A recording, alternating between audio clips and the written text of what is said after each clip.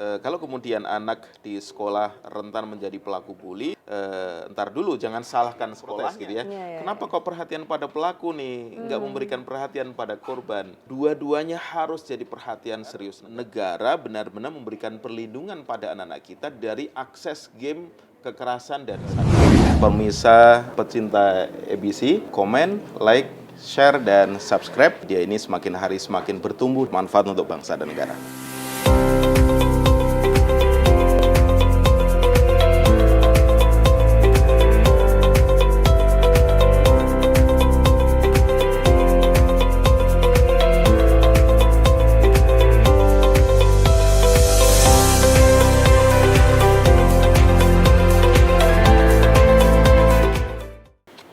Halo pemirsa IBC Media, apa kabarnya? Kembali lagi dengan saya Dian Hardianti dalam acara podcast Apa Kata Indonesia dengan tema maraknya bullying dan solusinya hanya di Catatan Jamil. Saya sudah bersama dengan Dr. Susanto. Halo Pak, apa kabar? Halo. Oke. Selamat siang juga, semoga Bapak selalu sehat juga ya. Pak Susanto ini adalah pengamat pendidikan dan juga Ketua KPAI periode 2017 hingga 2022, sekaligus dosen tetap pasca sarjana Universitas PT IKI, Perguruan Tinggi Al-Quran Indonesia. Al-Quran Indonesia. Oke, Pak Susanto apa kabar? Alhamdulillah, baik. Alhamdulillah. Pak, ini kita di sini mau berbincang tadi yang sudah saya notice sebelumnya. Tema di sini adalah maraknya bullying. Bukan hanya sekarang saja ya, bukan hanya ini tahun 2023 atau gara-gara ada kasus ada dan tinggi di Indonesia atau bagaimana sih Pak? Ya, memang kalau kita membaca tren ya bahwa bullying itu telah menjadi kasus yang cukup dinamis sekaligus juga kompleks ya, bukan hanya Indonesia tetapi juga di beberapa negara sebenarnya. Sekitar tahun lalu kami juga ada international conference di Australia, kemudian di Filipina itu membahas terkait dengan cyberbullying dan dampaknya bagi pelajar-pelajar di beberapa negara, termasuk juga di Indonesia. Nah, untuk konteks Indonesia sebenarnya bullying itu terjadi di berbagai level dan jenjang pendidikan ya. Bukan hanya di SMA yang dari sisi usia sebenarnya juga sudah cukup relatif dewasa ya. Meskipun sebenarnya secara umum masih usia anak, tetapi juga di SMP, SD, bahkan juga di level pendidikan anak usia dini. Nah, tantangan kita sebenarnya kalau melihat kenapa bullying itu terjadi di berbagai level jenjang pendidikan itu karena banyak faktor pemicu dan pemacunya. Salah satunya adalah pola asuh. Kita tahu bahwa menjadi orang tua kan nggak semuanya mendapatkan literasi, pengetahuan, dan keterampilan yang mumpuni. Sehingga banyak trial and error dalam proses pengasuhan. Kadang-kadang orang tua juga agak permisif misalnya menggunakan dan memanfaatkan anak menggunakan HP tanpa dikontrol, akses gadget dengan media digital yang katakanlah misalnya dari sisi volume waktu sangat lama, dari Tidak sisi dikontrol, akses ya? tidak dikontrol misalnya, bahkan juga konten kadang-kadang konten kekerasan dan konten sadisme juga nggak dikontrol oleh orang tua. Ini tantangan berat bagi kita kalau kemudian ruang-ruang keluarga itu tidak dibangun dengan pola pengasuhan yang ramah anak, bisa jadi bullying itu akan terus menjadi masalah kompleks di negeri ini. Oke, intinya adalah bullying itu atau mungkin tumbuh kembang anak itu nomor satu adalah keluarga, pola asuh orang tua ya? Iya, Pak, ya? sebenarnya memang keluarga itu jadi fondamen utama dan pertama ya. Kenapa? Karena kalau kemudian agama mengajarkan bahwa rumah itu adalah sekolah pertama, kenapa? Karena memang tumbuh kembang anak itu memang distimulasi dalam volume yang cukup lama, itu kan memang di keluarga. Kan volume waktu di keluarga, proses pengasuhan, internalisasi nilai-nilai karakter, itu juga di ruang-ruang keluarga itu. Kalau kemudian ruang keluarga memang agak permisif dengan nilai-nilai katakanlah karakter-karakter yang negatif, ya tidak menutup kemungkinan anak-anak pada saat di-deliver untuk sekolah di sekolah manapun ya, kadang-kadang juga masih membawa dampak. Makanya sekolah itu sebenarnya melting pot dari berbagai nilai dan hasil atau produk pengasuhan sebenarnya. Makanya kalau kemudian anak di sekolah rentan menjadi pelaku bully, ntar dulu jangan salahkan sekolahnya gitu ya. Telusuri, diagnosa, teliti lebih jauh bagaimana sebenarnya pola pengasuhan yang terjadi di ruang-ruang keluarga, sekaligus juga bagaimana pola relasi dengan lingkungan sebenarnya di lingkungan masing-masing anak kita. Oke, berarti dasarnya dulu dari keluarganya seperti apa, lingkungannya seperti apa. Betul, betul. Memang anak-anak yang memang mungkin tumbuh melihat orang tuanya kekerasan, atau mungkin terlalu dikekang, atau mungkin tidak mendapatkan perhatian, itu apakah menjadi salah satu faktor yang tinggi juga, Pak? Betul. Beberapa studi melaporkan pola-pola asuh yang menggunakan pendekatan caregiving berbeda dengan caregiving. Jadi pendekatan caregiving itu adalah pola pengasuhan yang ramah, penuh kasih sayang, demokratis ya, partisipatif ya, kepada anak-anak kita. Itu memungkinkan tumbuh kembang anak-anak kita semakin hari semakin baik ya. Kematangan anak-anak kita, keterampilan sosial pada anak kita ya, kompetensi terhadap literasi sosialnya dan lain sebagainya itu akan semakin baik.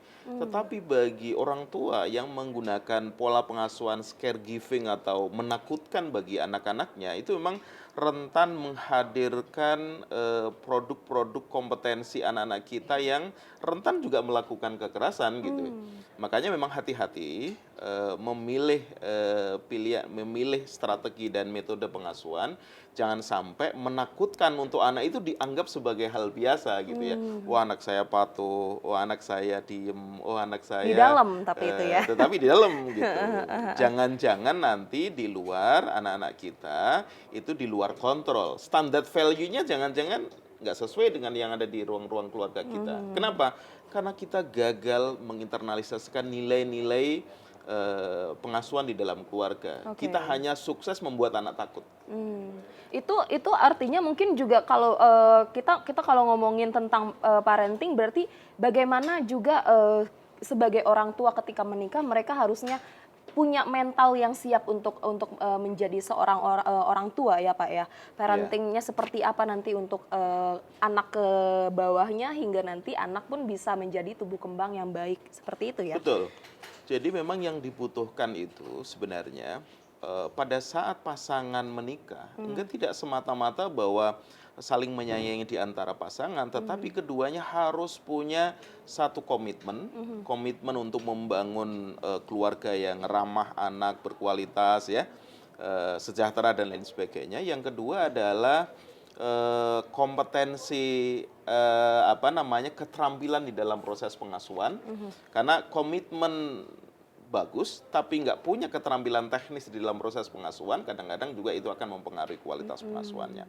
Dan yang ketiga tentu kesadaran menghindari pola-pola pengasuhan yang katakanlah nggak ramah buat mereka, misalnya mudah memaki anak, mudah menggunakan kata-kata verbal, memojokkan anak, membandingkan anak di antara anak satu dengan anak kedua. Itu juga menjadi faktor bisa jadi itu salah bisa satu menjadi pemicu kenapa kemudian anak-anak itu permisif dengan bullying verbal. Karena bullying itu kan sebenarnya ada beberapa hal ya. Ada bullying fisik, ada bullying verbal, ada psikis, sosial, bahkan juga yang saat ini cukup marak adalah cyberbullying ya. Beberapa studi melaporkan, ini ada beberapa riset yang dipublish oleh beberapa jurnal internasional. Dia mengatakan begini, dampak cyberbullying itu jauh lebih kompleks dibandingkan bullying fisik. Bullying fisik dalam arti yang masih ringan ya. Kenapa? Karena cyberbullying itu jejak digitalnya nggak hilang gitu. Mungkin kalau anak dicubit, besok minta bantuan di puskesmas tenaga medis, mungkin beberapa hari selesai. Tetapi kalau cyberbullying itu kan jejak digitalnya nggak bisa dihilangkan dalam rentang waktu tertentu. Bahkan bullying yang kemarin terjadi di 2012 masih bisa dilihat di tahun 2023. Itu kompleks dampaknya, makanya bisa akan berdampak bagi pelemahan keterampilan anak kita, tingkat kepercayaan diri bagi anak-anak kita, dan lain sebagainya. Dulu pernah pada saat kami masih di KPAI, anak mengadu, orang tua mengadu KPAI. Kenapa? Karena diberitakan, kemudian jejak digitalnya masih ada pada saat dia sudah dewasa. Jadi dia mengadu pada saat dia sudah dewasa gitu. Ini memang hati-hati pada saat kita menggunakan media digital agar anak-anak kita, hemat kami, mulai sekarang tumbuhkan literasi bagi anak-anak kita, sekaligus juga self-resiliency yang ada pada anak kita. Jadi kalaupun toh kita jadi korban, kita juga punya keterampilan menyelesaikan masalah dengan temannya. Jangan kemudian dikit-dikit katakanlah sampaikan ke ayah bundanya. Betul, sampaikan memang iya, tapi bahwa kita harus punya keterampilan, ya. Kita harus punya keterampilan. Saya nggak mau digituin sama teman gitu. Kenapa? Karena saya juga merasa nggak nyaman gitu. Jadi perasaan-perasaan yang terjadi dirasakan pada saat dia jadi korban itu harus tersampaikan kepada teman sebagai pelaku agar anak antara pelaku dan korban itu sama-sama mengetahui, oh ternyata apa yang saya lakukan itu ternyata berdampak loh bagi korban. Karena dunia anak itu kan kadang-kadang ya merasa wah mungkin biasa-biasa saja buat korban gitu ya. Padahal sebenarnya dirasakan korban cukup mengganggu gitu. Oke. Kalau tadi kita berbicara tentang cyberbullying ya Pak ya. Itu mungkin bagi korban kita tahu itu menjadi hal yang tidak nyaman gitu kan. Apalagi dirinya saat mungkin disiksa atau bagaimana. Tapi untuk tersangka pun itu juga jadi hal traumatis untuk dirinya sendiri nggak sih Pak sebenarnya kalau cyberbullying tuh? Iya, sebenarnya begini, kita tentu harus lihat antara korban dan pelaku dalam proporsi yang wajar ya. Makanya kalau kasus di Cilacap kemarin, kami juga menyampaikan pandangan kita harus proporsional melihat antara korban dan pelaku. Kan banyak protes gitu ya. Kenapa kok perhatian pada pelaku nih, nggak memberikan perhatian pada korban? Kami sampaikan dua-duanya harus jadi perhatian serius negara. Kenapa? Korban harus menjadi perhatian serius, bahkan informasinya kan akan mendapat beasiswa sehingga kan, itu sangat baik.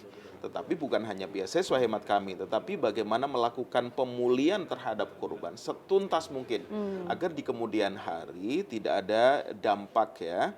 Kenapa? Karena beberapa studi melaporkan korban nanti punya potensi menjadi pelaku kalau kemudian dia tidak mendapatkan rehabilitasi secara tuntas. Ada rasa dendam, marah yang sangat mungkin karena faktor dendam, mungkin faktor ingin melakukan sesuatu yang sama sebagaimana yang dia lakukan.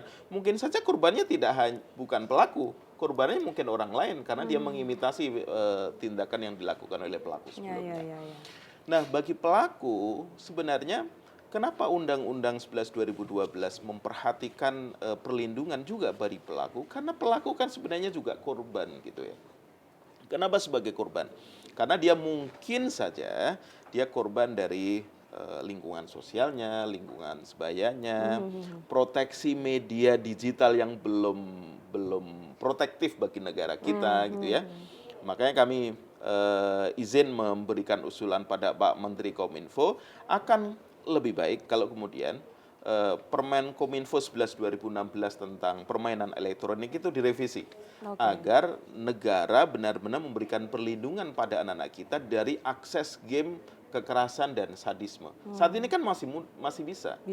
Anak usia 7 tahun mengakses game kekerasan yang sebenarnya klasifikasinya untuk 17 tahun. Pemanfaatan digital itu tentu nggak bisa diserahkan pada mekanisme pasar ya, dan kita hanya serahkan pada strategi literasi ya, bahwa literasi itu oke, ya, tetapi proteksi itu harus juga ditempuh. Misalnya blocking terhadap katakanlah konten-konten sadisme sebelum diakses oleh anak kita, tanpa harus menunggu pengaduan, itu sangat baik. Kenapa? Karena kecenderungan anak-anak kita pada saat mengakses konten sadisme dan kekerasan itu punya kerentanan dia mengimitasi. Itu kan berbahaya. Pasca COVID-19, karena COVID-19 ini pemanfaatan media digital nggak terkontrol gitu ya anak-anak kita. Akhirnya kasus-kasus bullying itu kan tinggi sekali pada pasca itu. Banyak pengaduan, banyak kejadian, banyak yang terberitakan. Nah ini saya kira tantangan berat bagi kita, bahkan juga beberapa rumah sakit yang kami ajak diskusi, rumah sakit jiwa itu, banyak juga pasien-pasien anak yang dia masuk kategori keterpaparan akut gitu ya. Ini kan berbahaya buat anak-anak kita. Jadi hemat kami ini jadi perhatian negara untuk memberikan proteksi yang lebih terhadap anak-anak kita. Kita sebagai orang tua agar mereka menggunakan digital dengan baik, bermedia sosial dengan baik, dengan bijak. Karena kan mungkin di umur segitu masih belum tahu ya, bagaimana saya harus berkomentar, bagaimana saya harus menjaga di media sosial. Karena kan media sosial walaupun bagaimanapun berbahaya seperti itu. Kalau misalnya kita nggak tahu nih cara buat mempergunakannya. Ya, sekarang ada, kalau dulu kita belajar tentang intelligence equation, emotional quotient, spiritual quotient. Sekarang ada beberapa ahli memberikan satu ide yang sangat positif saya kira terkait dengan digital quotient. Digital quotient. Kenapa? Kecerdasan digital itu diperlukan pada saat era kita memang sudah era digital gitu ya. Anak-anak kita penting juga diajarkan soal safety, perlindungan data pribadinya, termasuk juga anak-anak kita diajarkan bagaimana memilah dan memilih konten yang sehat. Anak-anak kita diajarkan menfilter hal-hal yang sebenarnya ini hoax atau tidak. Nah, hal-hal itu masuk ranah digital quotient yang memang harus ditumbuhkan bagi anak-anak kita. Makanya peran guru hemat kami sangat besar untuk memberikan literasi bagi anak-anak kita agar anak-anak kita tumbuh digital quotient-nya. Karena eranya sudah era seperti ini, kita nggak bisa menghindari dunia digital. Kita juga nggak bisa menghindari, nggak bisa menutup diri dari media digital. Tetapi yang bisa kita lakukan adalah mengatur dan membatasi.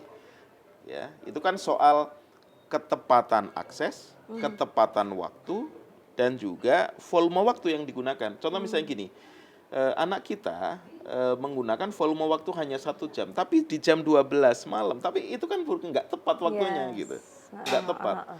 Kalau orang Jawa bilang gini, bener tapi nggak pener gitu.